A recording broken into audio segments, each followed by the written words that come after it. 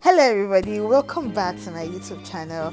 So on today's episode I'll be showing you guys how to make yummy extravaganza kind of pizza, and you don't even need an oven for this. So come along with me and watch me as I do this. So first I started off by pouring some warm milk in my container, and I added about half or quarter teaspoon of yeast, and also same measurement of sugar. So I just mix this together, and I'll be setting this aside. I'll cover with a cloth and just set it aside in a warm area for it to become fruity. So as you can see, it had become fruity, and I'm just going to be adding my flour. So for this recipe I used 1.5 cup of flour. I started with 1.5, but I would add more as I go on in the video. So I'm adding just a pinch of salt, not too much, and also drizzling in some vegetable oil. Okay, so when I do this, then what you want to do is mix this properly. So you see me starting by gradually just trying to combine the milk together with the flour. So you just want to mix, combine properly, combine as evenly and as thoroughly as you can. And I realized it wasn't hard enough, so I went ahead and added the remaining half cup of flour I told you about. Remember I said I used 2 cups of flour, but I said with 1.5.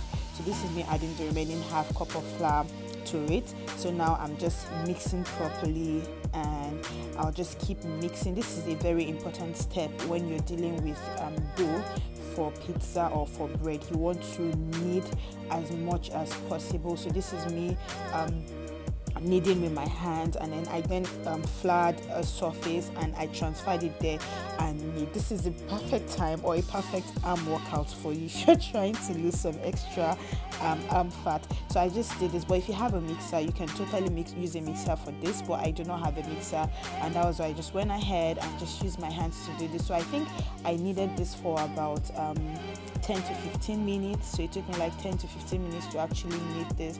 So you just keep stretching it out, bringing it back in, stretching out, bringing it back in, and just knead.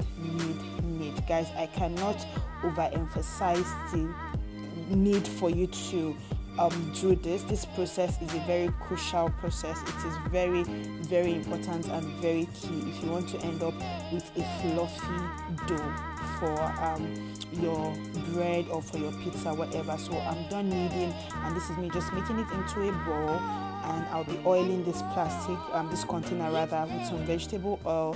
So I've oiled it properly just so when it rises it doesn't stick to it, and I added some vegetable oil on the top also, just coated that properly. So I'll be covering this and setting it aside for it to rise. See, it has risen.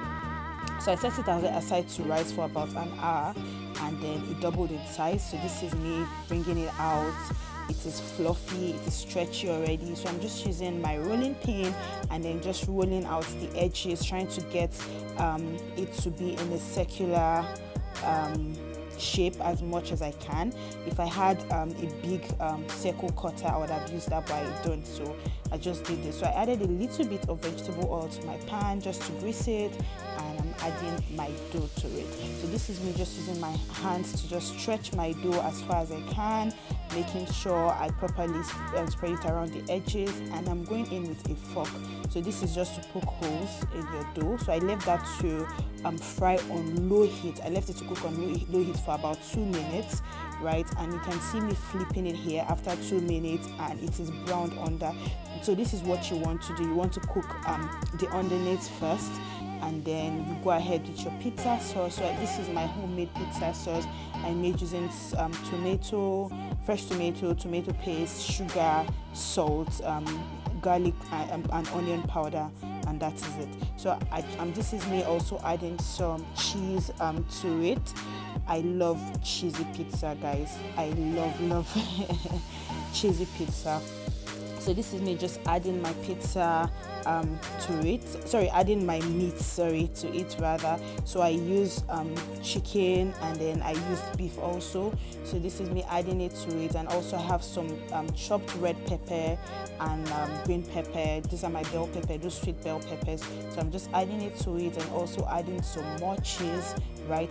In all of this I'm doing the heat underneath is on the lowest, right? You want to put your heat on the lowest because you do not want your pizza burning, right? So I'm just topping up with my last batch of cheese, right? Just top up with cheese, add another layer of veggie, you can add another layer of meat if you want to. Just stack up as much as you want. This is your home pizza, so you can customize it the way you want. So I went ahead and just covered this also and allowed it to steam and cook for about 10 minutes. So after 10 minutes, I realized that my cheese had melted, my dough was done, it was properly cooked, it had cooked through, and there you have your pizza. Simple to make, guys. See how yummy this is. Look at, oh my god, look at that cheese. Just, oh my goodness, this pizza was so nice. It was delicious. This is like one of the best pizza I've ever tasted. So if you haven't subscribed, please do not forget to subscribe and like. I'll see you in my next video. Love you. Bye bye.